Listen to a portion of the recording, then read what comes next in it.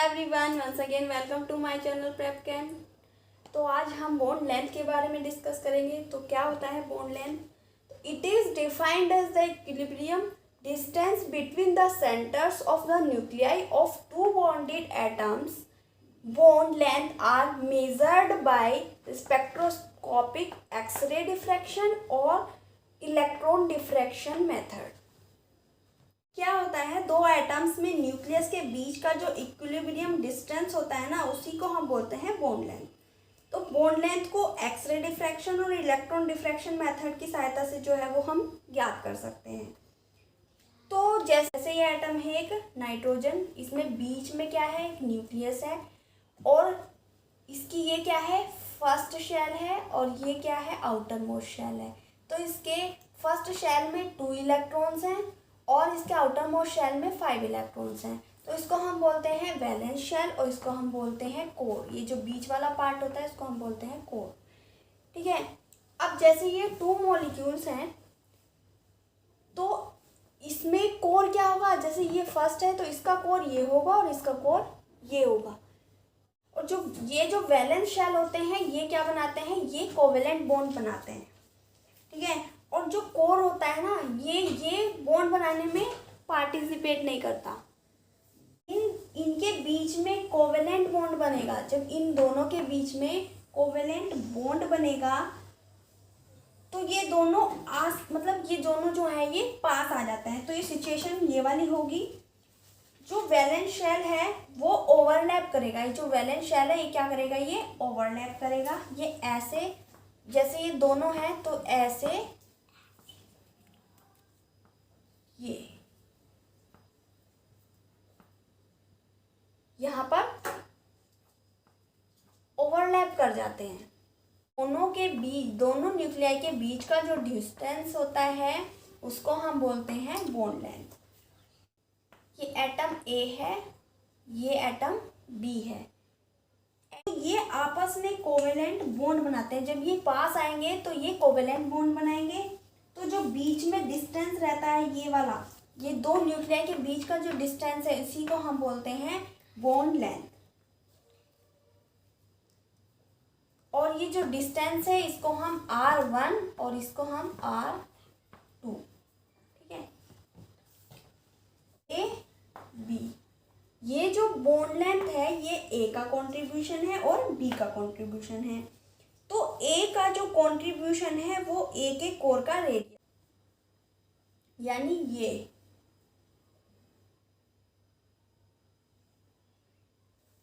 और जो बी है वो बी के कोर का रेडियस होगा।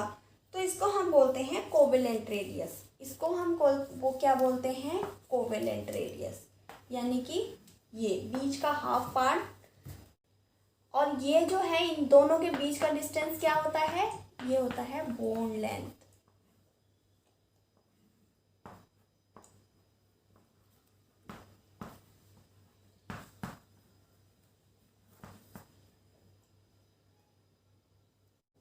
यानी ये जो स्फीयर है इसको हम कह सकते हैं, इसको हम क्या कह सकते हैं, ए के कोर का यानी कि रेडियस।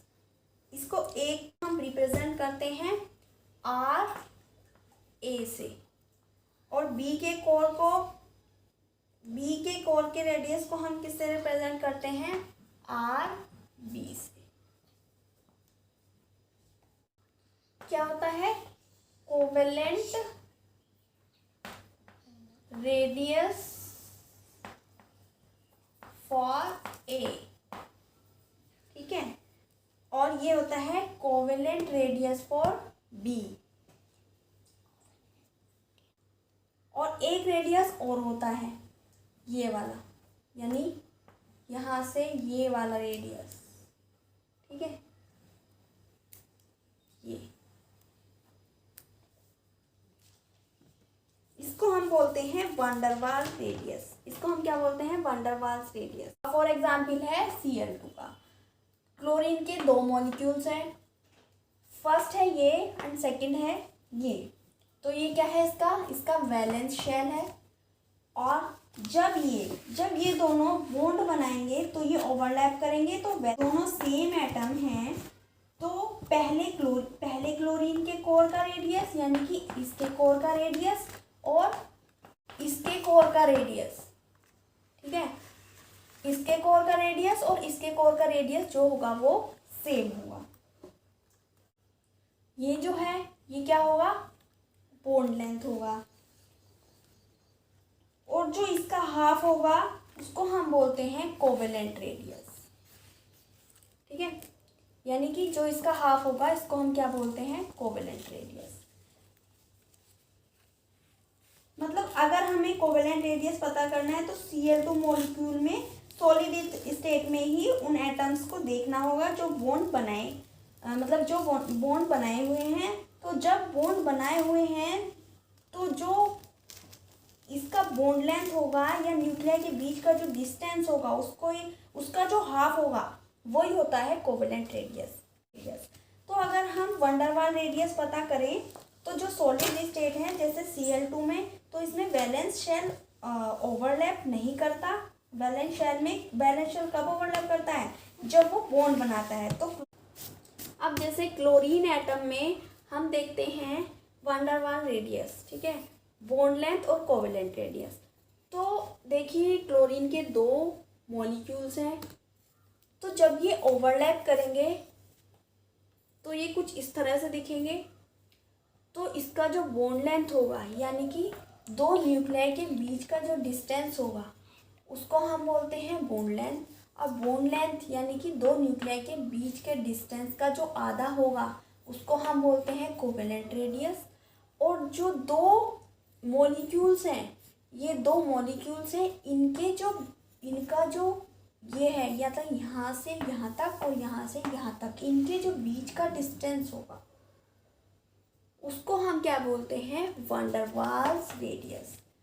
तो बॉन्ड लेंथ कितनी होगी इसमें 198 pm, और कोवेलेंट रेडियस कितना होगा इसमें, यानी कि ये बीच का डिस्टेंस कितना होगा 99 pm, यानी कि pm पिकोमीटर।